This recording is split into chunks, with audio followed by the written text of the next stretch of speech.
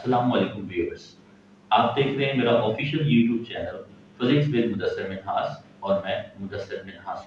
जी तो व्यूअर्स, आज की वीडियो है सिग्निफिकेंट फिगर्स के हवाले से।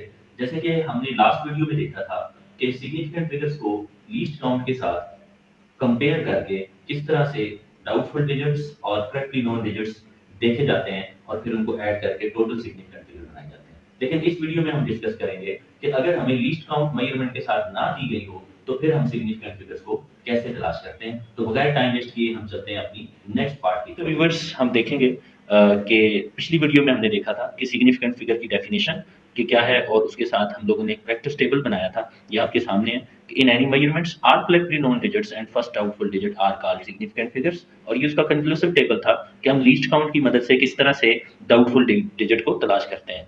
एक याद रखने वाली बात कि लीस्ट काउंट में जिस जगह पे हमारा 1 आएगा वो पोजीशन हमारी डाउटफुल होगी, वो पोजीशन हमारी D1 होगी। जैसे कि ये आप पहली एग्जांपल में देख सकते हैं 14.256 सेंटीमीटर में लीस्ट काउंट 0.001 हो तो थर्ड प्लेस जो है पॉइंट के बाद वो हमारी डाउटफुल है। इस तरह अगर वो लीस्ट काउंट 0.01 कर दिया जाए तो सेकंड प्लेस डाउटफुल हो जाएगी, और अगर 0.1 कर दिया जाए तो पॉइंट के बाद फर्स्ट प्लेस जो है वो आपकी डाउटफुल हो जाएगी, और अगर 1 कर दिया जाए तो ये यूनिट प्लेस है वो आपकी डाउटफुल हो जाएगी।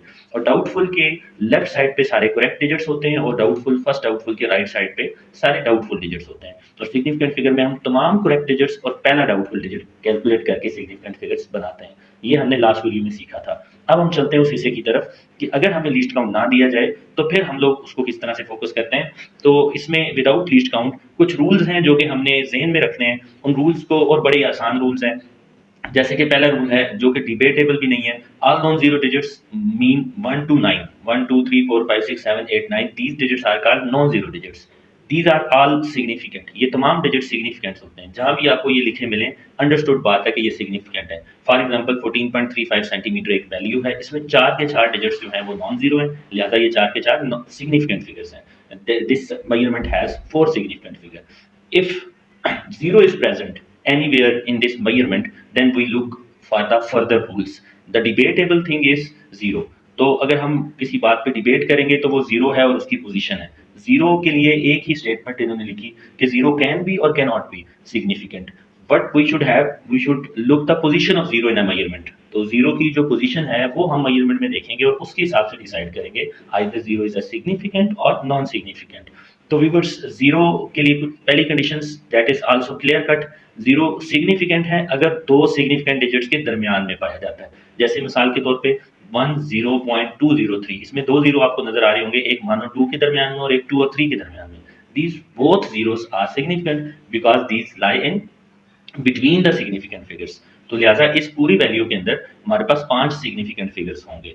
अगर सेकंड पॉइंट पे हम जाएं जीरो के, तो zero to the left of the significant figures is not significant. तो इसमें अगर आप नोट करें, ये जो दो जीरो हैं ये सिग्निफिकेंट फिगर के लेफ्ट साइड पे पाए जाते हैं। जैसे 2 5 और 6 के लेफ्ट साइड पे ये दो जीरो हैं, ये दोनों सिग्निफिकेंट कंसीडर नहीं होंगे। तो इस वैल्यू में 3 सिग्निफिकेंट फिगर्स हैं।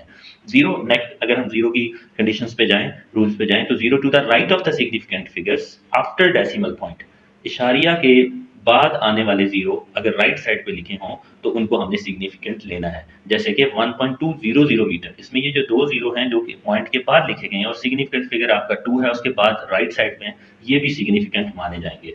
तो इस पूरी वैल्यू में 4 सिग्निफिकेंट फिगर्स हैं।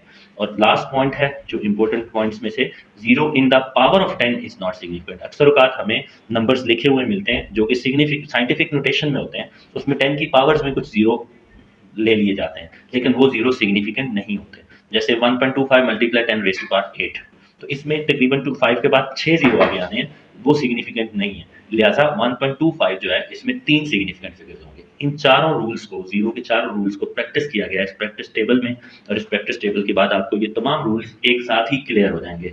जैसे कि 0.0209 सेंटीमीटर, ये एक वैल्यू है, एक मेजरमेंट है, एक नंबर है। इसमें अगर हम नोट करें तो 2 और 9, these two digits are non-debatable.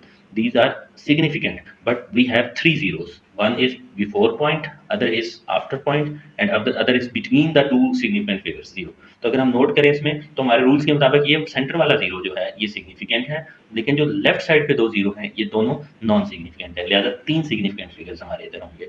इस तरह की, तो अगर हम बात करें सेकंड की एग्जांपल की, तो इसमें अगर 1.30100 kg हमारे पास एक नंबर है, इसमें 6 सिग्निफिकेंट फिगर्स हैं। क्यों? क्योंकि इसमें 1, 3, 1 these 3 are the significant, non-debatable. This 0 is also significant because it is present between 3 and 1, so it is significant. The 0 after 1 are also significant because these two lies after this point, after this decimal point.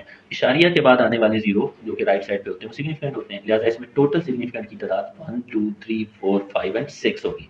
अगली example पे चलते हैं। 1.20510 into 10⁸ metre, इसमें हमारे पास 1 भी significant है, 2 भी significant है, 5 भी सिग्निफिकेंट है और ये 1 भी सिग्निफिकेंट है। 4 तो ये हो गए, ये 0 भी सिग्निफिकेंट होगा क्योंकि ये दो सिग्निफिकेंट के दरमियान में 5 और ये 0 भी चूंकि पॉइंट के बाद राइट साइड पे है, लिहाजा ये भी सिग्निफिकेंट माना जाएगा। अगर अगली बात करें तो 2.3498 simple, all are non zero digits, so these are 5 significant figures. अगर इस पे हम बात करें लास्ट एग्जांपल पे तो 0.00150, इसमें 3 सिग्निफिकेंट फिगर है और वो है 1, 5 और 0। ये वाले 3 0 जो हैं क्योंकि लेफ्ट साइड पे लाई कर रहे हैं सिग्निफिकेंट फिगर के, these are clear cut non significant figure.